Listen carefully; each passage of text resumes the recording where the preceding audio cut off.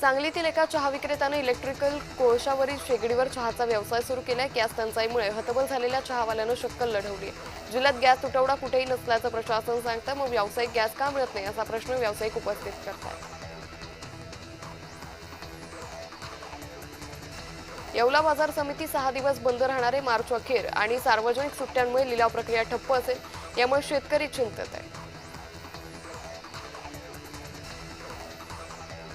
छत्रपती संभाजीनगर जिल्हा परिषदेला यंदा लक्ष्मी पावली आहे. वित्त आयोगाची 6.50 कोटी रुपयांची थकबाकी मिळाली, त्यामुळे जिल्हा परिषदेला मोठा दिलासा मिळाला आहे.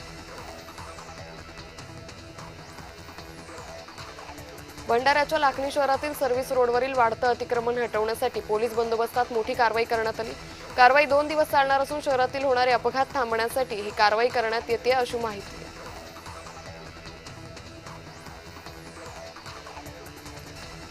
जालन्यातील दरेगाव शिवारात 495 एकरात साकारलेल्या ड्रायपोर्ट प्राधिकरणानं 52 लाखांचा जमीन महसूल थकवला. वारंवार मागणी करूनही प्रतिसाद मिळत नसल्यानं तहसीलदार छाया पवारांच्या पथकानं थेट सील लावलं. थकबाकी वसुलीनंतरच सील काढण्यात येईल असं महसूल पथकाकडून सांगण्यात आलं. छत्रपती संभाजीनगर जिल्ह्यात जनावरांच्या चाऱ्यासाठी ज्वारीच्या कडब्याची साठवणूक सुरू आहे. ज्वारी सोंगणीतून मुबलक कडबा निघतोय. जनावरांसाठी उन्हाळ्यात वैरणीची सोय म्हणून शेतकरी कडबा विकत घेऊन साठवणूक करतात.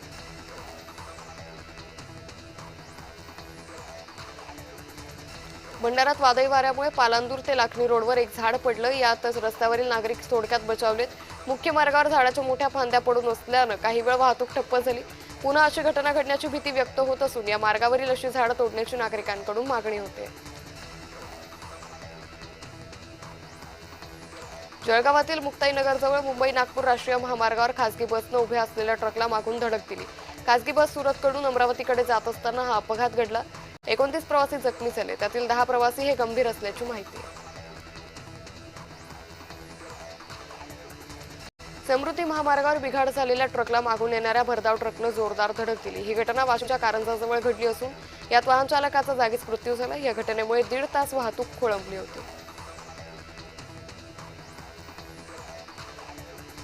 भंडारा जिल्हा परिषदेत निधी वाटपात अन्याय होत असल्याचा आरोप होतोय. जिल्हा परिषद उपाध्यक्ष एकनाथ पेंडर यांनी तसा आरोप केला. या विरोधात त्यांनी जिल्हा परिषद इमारतीत उपोषण सुरू केले. सप्तशृंगी मातेची चैत्र महिन्यात यात्रा भरते. या यात्रोत्सवात शिरपूर येथील मानाच्या रथाला विशेष महत्त्व असून धुळे जिल्ह्यातील शिरपूर येथील या मानाचा रथ वणीसाठी रवाना झाला.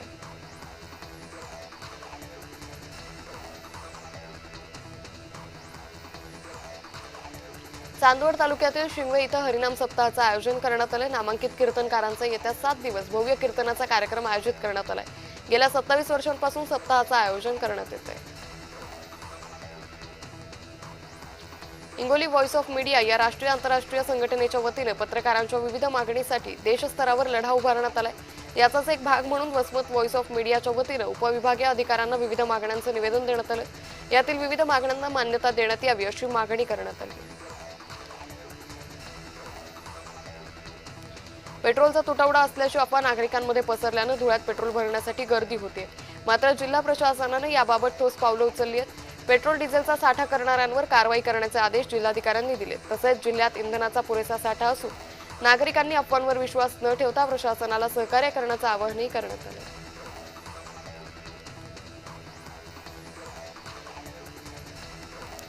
जिल्हाधिकारी योगेश कुंभेजकर यांनी इंधन पुरवठा सुरळीत असून नागरिकांनी भीतीमुळे अतिरिक्त इंधन साठा करायला सुरुवात केल्यानं काही पंपांवरील इंधन लवकर संपत असल्याचं म्हटलंय. जिल्हा प्रशासनानं पेट्रोल पंप चालकांची बैठक घेतली असून इंधन पुरवठा करणाऱ्या कंपन्यांशी चर्चा केली.